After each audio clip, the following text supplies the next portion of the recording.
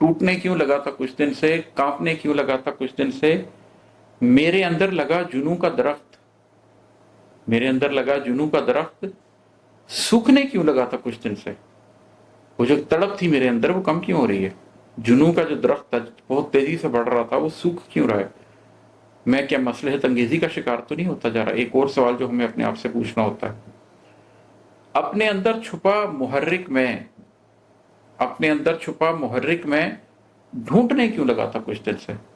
پھر کبھی ایسے ہوتا ہے کہ آپ اپنی ذات کے اندر موجود محرکات کو ڈھونڈنے کی کوشش کرتے ہیں، آپ جذبوں کا شکار نہیں ہو جاتے بلکہ آپ ان جذبوں کا محرک ڈھونڈتے ہیں۔ میں آپ کی اس کی ایک مثال دیتا ہوں۔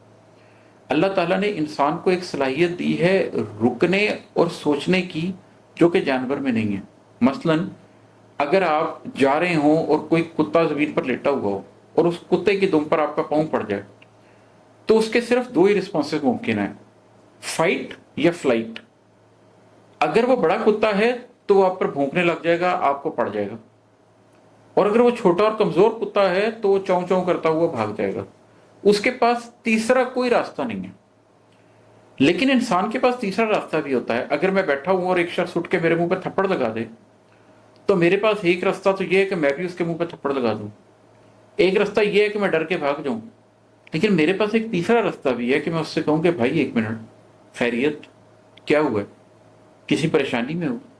طبیعت ٹھیک ہے؟ کسی بات پر غصہ ہے؟ میں معاملہ فہمی اختیار کر سکتا ہوں، میں اپنے سوچ کو روک سکتا ہوں، میں اپنے جذبے کو روک سکتا ہوں۔ میں نے ہر ایکشن کا ریئیکشن نہیں دینا، میں نے اس ایکشن اور ریئیکشن کے درمیان اپنی شخصیت سے کچھ سوچنا بھی ہے۔ تو جب وہ شخصیت آپ کی بیدار ہو جاتی ہے جو ایکشن اور ریئیکشن کے درمیان انالیسس کی اہمیت کو سمجھتی ہے، تو آپ سوچنے لگ جاتے ہیں۔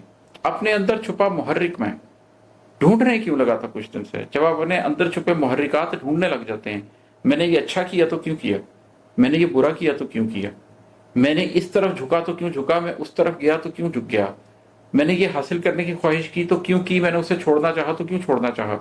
اپنے اندر چھپے محرک آپ پڑھتے ہیں تو آپ اپنی ذات کو جاننے لگتے ہیں۔ یہ ایک تیر بہدف نسخہ ہے اپنی ذات کو سمجھنے کا۔ اور بے سبب کیوں اداس رہتا ہوں، دیکھنے کیوں لگا تھا کچھ دن سے۔ میں نے ایک دفعہ، مجھے یاد ہے، میں ریڈنگز پہ گیا لاہور میں، بہت بڑا بک سٹور ہے، تو وہاں میں مختلف کتابیں دیکھ رہا تھا، تو ایک کوئی سیلف ہیلپ کی کتاب تھی، تو میں نے وہ سیلف ہیلپ کی کتاب اٹھائی، مجھے اس کا نام یاد نہیں رہا، تو میں نے ایک ایسی کتاب اٹھائی اور اس کا پری فیس پڑھا، تو میں نے اس کی جب پہلی 4 سے 5 لائنیں پڑھیں